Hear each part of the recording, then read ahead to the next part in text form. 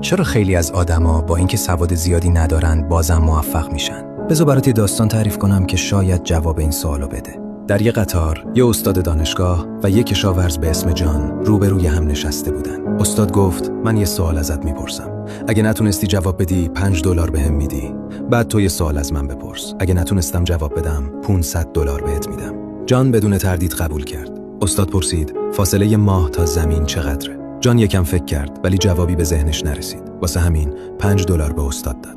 بعد نوبت جان شد. پرسید چه حیوانی وقتی میره بالای کوه 3 تا پا داره ولی وقتی میاد پایین 4 تا؟ استاد هر چی فکر کرد نتونست جوابی پیدا کنه. پس مجبور شد $500 به جان بده. جان پولو گرفت و چشمشو بست که یه چرت بزنه. استاد که هنوز کنجکاو بود پرسید خب اون حیوان که با 3 پا میره بالا و با 4 تا میاد پایین چیه؟ جان $5 بهش داد و دوباره خوابید. استاد خشکش زده بود. فرقش تو این بود که هر کدوم چطور به مسئله نگاه کردن. چند سال بعد کار جان حسابی گرفته بود.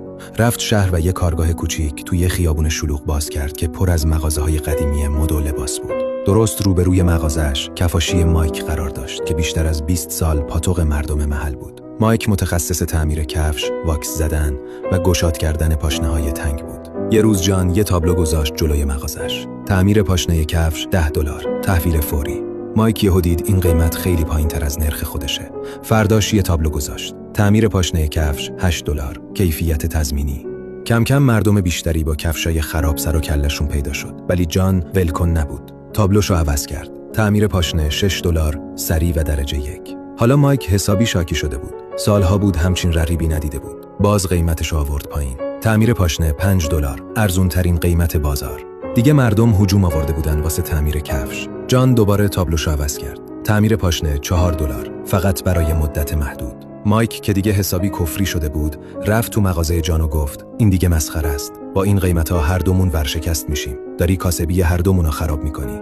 جان آروم گفت هر دومون نه، فقط تو. مایک اخم کرد. یعنی چی؟ جان گفت من اصلا ابزار تعمیر پاشنه ندارم. من کفش چرمی دستساز میفروشم. این تابلو فقط برای اینه که مردم بیان داخل. وقتی میان و میخوان پاشنه تعمیر کنن میگم فعلا تعمیر قبول نمیکنم و میفرستمشون پیش تو. ولی تا وقتی اینجان کفشای چرمی سفارشیمو بهشون نشون میدم.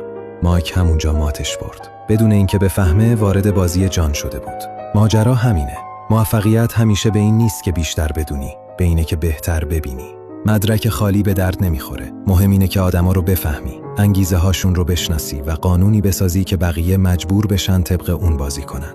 اگه رشد رو دنبال نمی‌کنی احتمالاً دیگه ما رو نمیبینی. ولی اگه این کارو انجام میدی تبریک میگم. تو هر روز در حال رشدی.